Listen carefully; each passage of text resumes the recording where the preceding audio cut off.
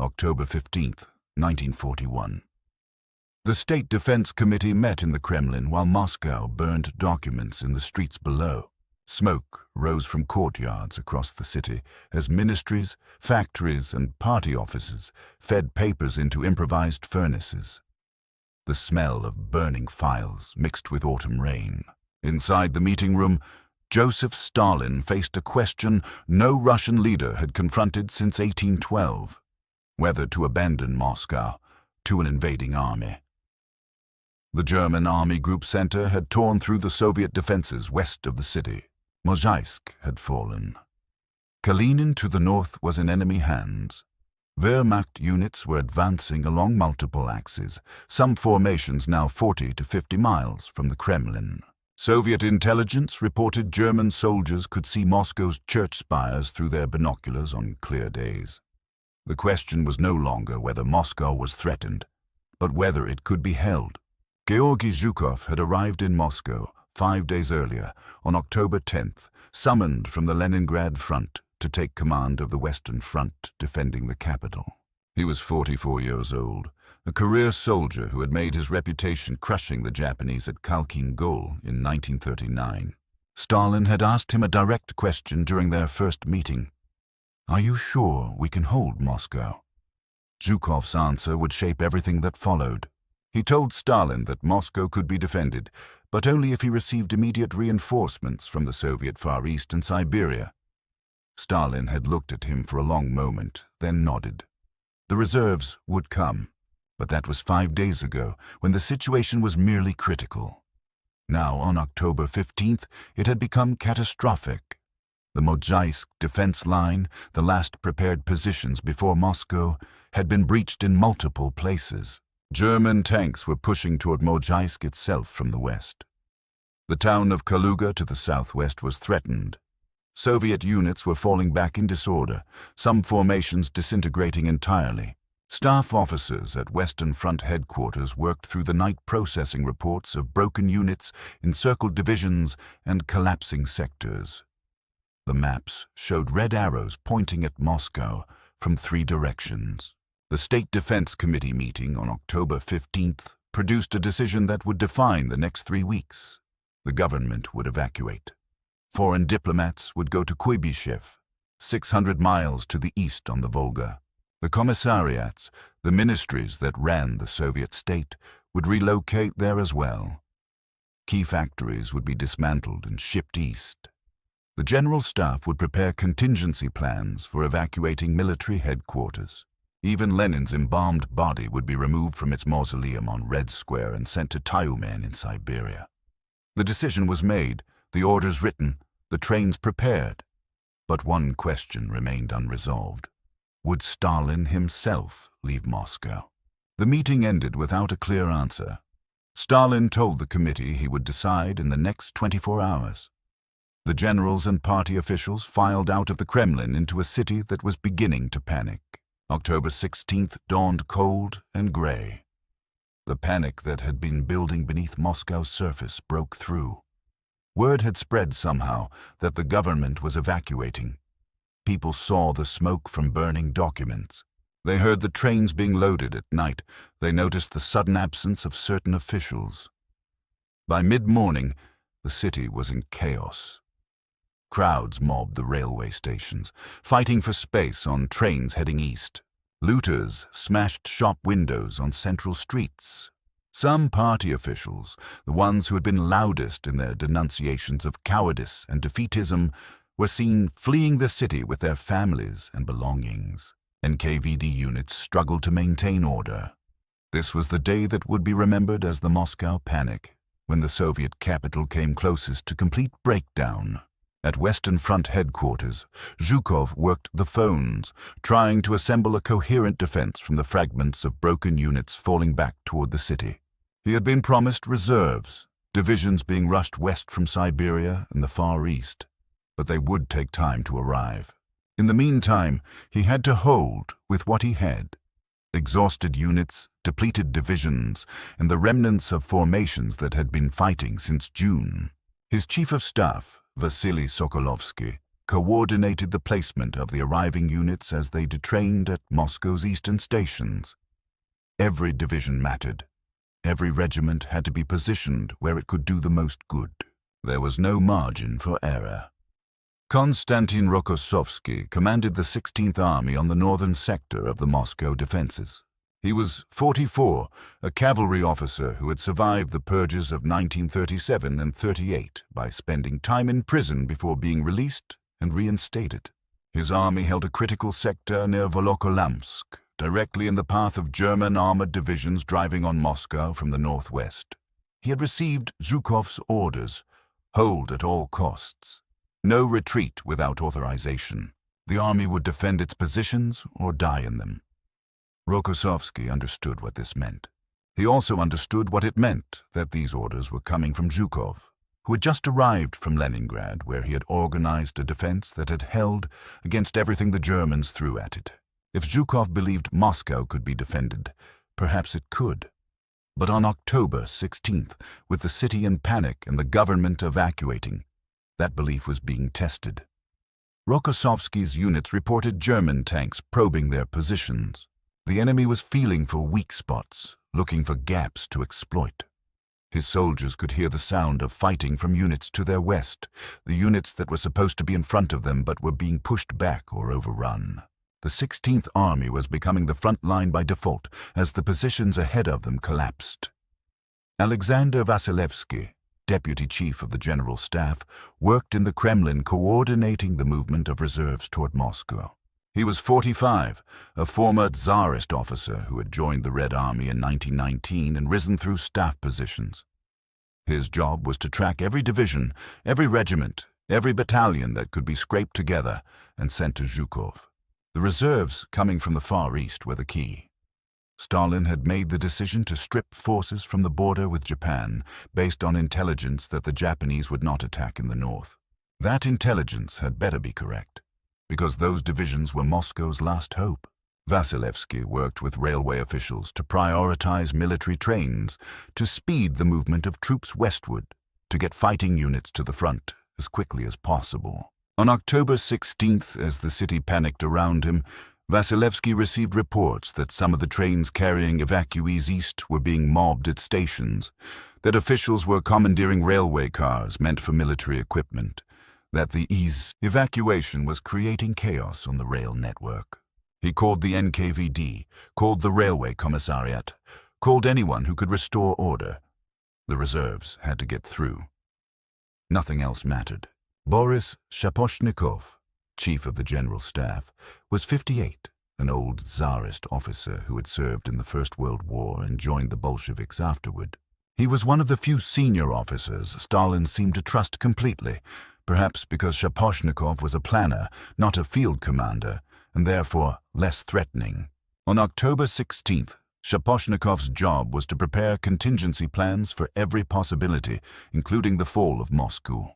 He had to think about where the government would relocate if the capital fell, how the military command structure would function from Kuibyshev, what would happen to the armies defending Moscow if they had to retreat. These were the plans no one wanted to think about, but someone had to prepare them. Shaposhnikov also had to think about demolitions. The NKVD had prepared charges under key bridges, power stations, factories, and government buildings. If Moscow fell, nothing of value would be left for the Germans. The city would be destroyed. Shaposhnikov coordinated with NKVD commanders on the demolition plans, making sure military headquarters and communication centers were included in the preparations. It was grim work, planning the destruction of the capital, but it had to be done. That evening, October 16th, as the panic in the city began to subside under NKVD enforcement, Stalin called a meeting. The generals and party officials who gathered in the Kremlin that night did not know what decision Stalin had made. Would he stay or go? If he left Moscow, the city would fall. Everyone understood this. The soldiers would not fight for an abandoned capital. The workers would not stay at their factories. The party officials who remained would lose all authority. Moscow's defense depended on Stalin's presence, not because he was a military genius, but because he was the symbol of Soviet power. If he left, That power left with him. Stalin walked into the meeting room and sat down. He looked at the assembled officials, at the generals who commanded the armies defending Moscow, at the party leaders who ran the city. Then he told them his decision. He would stay in Moscow. The government had evacuated. The diplomats had left. The commissariats were relocating to Kuibyshev, but he would remain in the capital. Moscow would be defended. There would be no retreat. Zhukov, who was present at the meeting, would later write in his memoirs that Stalin's decision had enormous moral significance. The commander of the Western Front understood immediately what this meant for the defense. If Stalin stayed, the troops would fight harder. The officers would stand firmer. The workers would keep the factories running. The decision changed everything. Rokossovsky, commanding his army north of the city, heard the news that evening. Stalin was staying. The capital would be defended. He called his division commanders and told them. The effect was immediate. These were men who had been wondering if they were fighting for a city that was about to be abandoned, if their sacrifices meant anything. Now they knew. Stalin was in Moscow. The city would not fall. They would make sure of it. Vasilevsky in the General Staff building felt a weight lift when he heard Stalin's decision. The planning could now focus entirely on defense, not on evacuation and retreat. The reserves streaming toward Moscow would arrive in a city that was preparing to fight, not preparing to flee. The difference mattered. October 20th, Stalin declared a state of siege in Moscow. The decree was posted throughout the city. Anyone spreading panic or deserting their post would be shot immediately. NKVD units enforced the order with visible severity. The panic of October 16th was over. The city settled into a grim determination. If Moscow was to be defended, then Moscow would be defended. The workers who had remained at their posts, the soldiers manning the defenses, the civilians digging anti-tank ditches in the frozen ground outside the city, all understood what was at stake. The reserves began arriving in force. Divisions from Siberia, from the Far East, from Kazakhstan and Central Asia, detrained at Moscow stations and moved directly to their assigned positions. These were fresh units, full-strength divisions with their equipment intact. Zhukov placed them in the critical sectors, reinforcing the armies that had been holding the line with depleted formations. The 16th Army received reinforcements. The 5th Army to the south received fresh divisions. The defense was being rebuilt, not with the broken remnants of the summer campaigns, but with units that had not yet been ground down by months of fighting. German intelligence failed to detect the scale of the Soviet reinforcement. Wehrmacht commanders believed they were facing a defeated enemy on the verge of collapse. They did not realize that Zhukov was assembling a force capable of stopping their advance and, eventually, counterattacking. The Germans continued their offensive, pushing toward Moscow from multiple directions, but they were about to hit a defense that was far stronger than they anticipated. The generals commanding the Moscow defenses understood what Stalin's decision to stay had given them. It had given them time. Time for the reserves to arrive. Time to organize the defense. Time to prepare counterattacks. If Stalin had left on October 16th, the city might have fallen within days as panic completed what German tanks had started. Instead, the defense held, then strengthened, then prepared to strike back. Semyon Budyonny, one of the old Civil War cavalry commanders, was in Moscow during these critical weeks. He was 58, a hero of the revolution who had been given command of the reserve front south of Moscow in September. That front had been destroyed in the German encirclement at Vyazma in early October, one of the disasters that had brought the Wehrmacht to Moscow's gates. Budyonny had been relieved of command, but remained in Moscow, available for whatever Stalin needed. He would be given a role in the November 7th parade, a symbolic appointment that showed the old guard standing with the defense of the capital. The planning for the November 7th parade began in late October. November 7th was the anniversary of the Bolshevik Revolution, normally celebrated with a massive military parade on Red Square. In 1941, with German forces within artillery range of Moscow, Many assumed the parade would be cancelled. Stalin decided otherwise. The parade would be held as scheduled. It would demonstrate Soviet resolve, show the world that Moscow still stood, prove to the troops and the population that the capital was not about to fall. Zhukov was skeptical when he first heard about the parade. He had German tanks attacking his positions, and Stalin wanted to hold a parade. But he came to understand the logic. The parade was a military operation, but a psychological one. It would boost morale at a critical moment. It would show the Germans that Moscow was not intimidated, and it would give Stalin a platform to address the nation at a moment when words mattered as much as bullets. Pavel Artemyev, commander of the Moscow military district, was given responsibility for organizing the parade. He was 51, an artilleryman who had been in Moscow throughout the crisis. His job was to assemble the troops, coordinate with Zhukov to make sure units could be spared from the front, arrange the security, and make the parade happen despite everything. It was an enormous task under the circumstances, but Artemyev had his orders.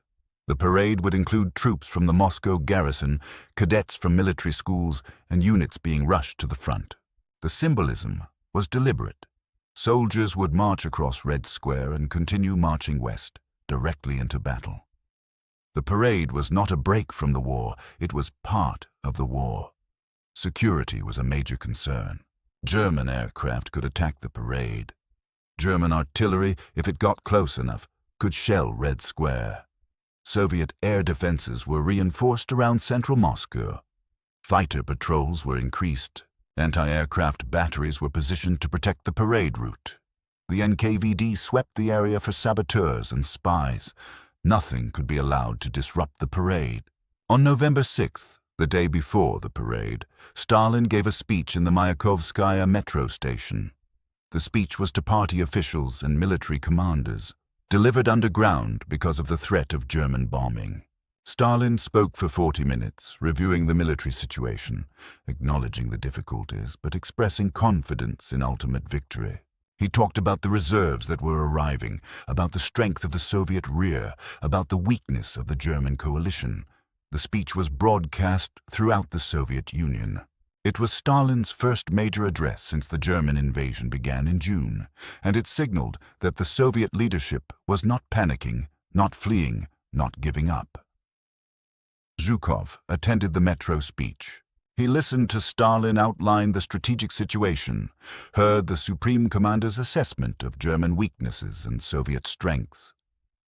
Zhukov knew the military realities better than anyone. He knew how close Moscow had come to falling. He knew how much depended on the reserves that were still arriving, but he also knew that Stalin's speech and the parade the next day would matter. Morale was a weapon, and Stalin was using it.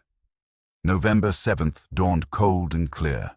Snow had fallen during the night, covering Moscow in white. The temperature was below freezing. At 8 in the morning, troops began assembling near Red Square. Infantry units, cavalry squadrons, tanks, artillery pieces, all moved into position. The soldiers wore winter uniforms, greatcoats and fur hats, prepared for the Russian winter that was beginning to grip the city. Many of these men would be in combat within hours of the parade's end. Stalin stood atop the Lenin mausoleum as the parade began. Budyonny stood with him, along with other members of the Soviet leadership. Artemyev commanded the parade. The troops marched past the mausoleum in formation, their boots crunching in the snow, their breath visible in the cold air. Tank columns rolled across the square, their engines echoing off the Kremlin walls. Artillery pieces were towed past, crews marching alongside. Cavalry units rode past, horses' hooves clattering on the cobblestones beneath the snow.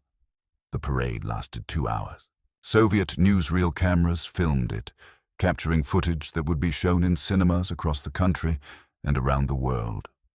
The message was clear. Moscow stood. The Soviet Union was still fighting. The Germans had not won. After the parade, the units that had marched across Red Square continued west. They boarded trucks and trains or simply marched on foot, moving toward the front lines that were now just 20 to 30 miles from the Kremlin. Some of these soldiers would be in combat before nightfall. The parade was not a celebration, it was a mobilization. Rokossovsky's 16th Army, holding the line northwest of Moscow, received reinforcements in the days after the parade. Fresh divisions arrived, bringing his army back to strength. He used them to stabilize his front, to plug gaps, to prepare for the German offensive he knew was coming. The Wehrmacht was regrouping for one final push on Moscow, an attack that would begin in mid-November. Rokossovsky's orders remained unchanged. Hold the line. His army would do exactly that, fighting through November and into December as the German offensive ground forward, then stalled, then stopped. Zhukov's Western Front, reinforced by the divisions from Siberia in the Far East, held the German advance through November. The fighting was brutal. Temperatures dropped below zero. Soldiers fought in blizzards, in darkness, in conditions that killed as effectively as bullets. German units reached the suburbs of Moscow, got within 15 miles of the Kremlin in some sectors, but they could not break through. The Soviet defense held. By early December, the German offensive had exhausted itself. Wehrmacht units were strung out, undersupplied, freezing in positions they could not hold. Zhukov had been planning a counter-offensive since late November, assembling reserves for a strike that would throw the Germans back from Moscow. Stalin approved the plan. On December 5th, Soviet forces attacked along multiple sectors of the front. The Battle of Moscow entered its final phase. The counter-offensive succeeded beyond expectations. German units, weakened by months of fighting and unprepared for winter warfare, fell back in disorder. The threat to Moscow was lifted. By January, Soviet forces had pushed the Germans back 60 to 150 miles from the capital. The city that had nearly fallen in October was secure. The generals who had stood with Stalin in those critical days of mid-October understood what had happened. Zhukov would later write that Stalin's decision to remain in Moscow was one of the turning points of the war. Not because Stalin commanded the armies. Zhukov did that, but because Stalin's presence gave the defense a moral foundation. The troops fought for a capital their leader refused to abandon. Rokossovsky, in his memoirs written after the war, described the October crisis as the most difficult period of the entire Battle of Moscow. His army had been on the verge of disintegration, his soldiers exhausted and outnumbered, the German advance seemingly unstoppable. But Stalin's decision to stay and the arrival of the Siberian reserves had changed everything. The 16th Army held, then counterattacked, then drove the Germans back. Rokossovsky credited the leadership's resolve, particularly Stalin's decision not to evacuate, with making the defense possible. Vasilevsky, who had coordinated the movement of reserves during the crisis, later analyzed the Battle of Moscow as a case study in the importance of reserves and timing. The decision to strip forces from the Far East had been a calculated risk based on intelligence about Japanese intentions. That intelligence had been correct. The divisions transferred from the Far East arrived at Moscow at exactly the moment they were needed most. Vasilevsky's role in coordinating that movement, in making sure the trains ran on time and the units arrived where Zhukov needed them, had been crucial. But it only mattered because Stalin had decided to defend Moscow rather than evacuate it. If the decision had been to abandon the capital, those reserves would have been used differently, probably in a defense further east. Moscow would have fallen. Shaposhnikov, the chief of the general staff, had prepared plans for every contingency, including the fall of Moscow. Those plans were never needed. The demolition charges placed under bridges and buildings were never detonated. The contingency headquarters in Kuibyshev remained a backup, not the primary command center. Shaposhnikov's careful planning had provided insurance, but Stalin's decision to stay in Moscow meant that insurance was never claimed. The November 7th parade became legendary. Soviet propaganda used footage of the parade for years afterward, showing troops marching across Red Square in the snow, demonstrating Soviet resolve at the darkest moment of the war. The parade had served its purpose. It had shown the world that Moscow still stood. It had boosted morale among Soviet troops and civilians. and it had demonstrated to the Germans that they were facing an enemy that would not break, no matter how close the Wehrmacht came to the Kremlin.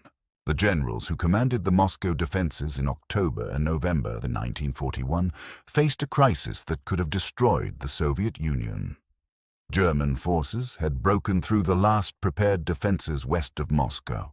The capital was threatened from multiple directions. The government had evacuated. The city had panicked. In that moment, Stalin's decision to remain in Moscow and the generals' response to that decision determined the outcome of the battle. Zhukov took command of the Western Front and told Stalin that Moscow could be held if he received reinforcements. Stalin believed him and sent the reserves. Rokossovsky commanded the 16th Army and held the line northwest of Moscow through weeks of desperate fighting. Vasilevsky coordinated the movement of reserves from across the Soviet Union, getting fresh divisions to the front at the critical moment. Shaposhnikov planned for every contingency while hoping none of those plans would be needed. Artemyev organized a parade that demonstrated Soviet resolve when the Germans were within sight of the Kremlin. These men and thousands of other officers and soldiers defended Moscow in the autumn of 1941. They did so because their supreme commander refused to abandon the capital, because reserves arrived when they were needed most, and because the alternative to holding was the destruction of everything they were fighting for. The generals' response to Stalin's decision to stay was not recorded in dramatic speeches or stirring declarations. It was recorded in the orders they gave, the positions they held, and the counter-offensive they launched when the moment came. Moscow did not fall.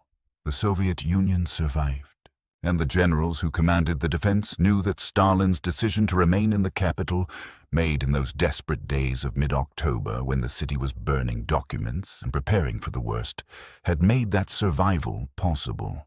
They said so in their memoirs, in their post-war analyses, in their assessments of what had made the difference. The decision to stay and the defense that followed became the turning point of the entire war on the Eastern Front.